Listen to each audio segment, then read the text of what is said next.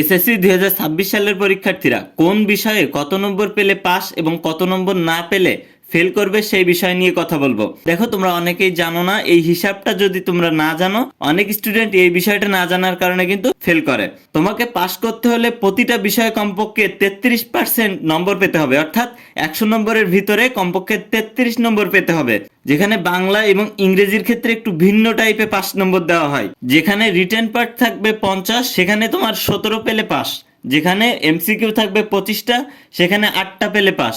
যেখানে এমসিকিউ থাকবে 30টা, সেখানে তোমাকে পেতে হবে 10টা, তাহলে তোমাকে পাস দিবে। যেখানে সৃজনশীলের মার্কস থাকবে 70, ওই সৃজনশীলে কিন্তু তোমাকে আলাদাভাবে 23 নম্বর পেতে হবে পাস করতে হলে। তোমাকে কিন্তু এমসিকিউ এবং সিকিউ আলাদাভাবে দুইটাতেই পাস করতে হবে।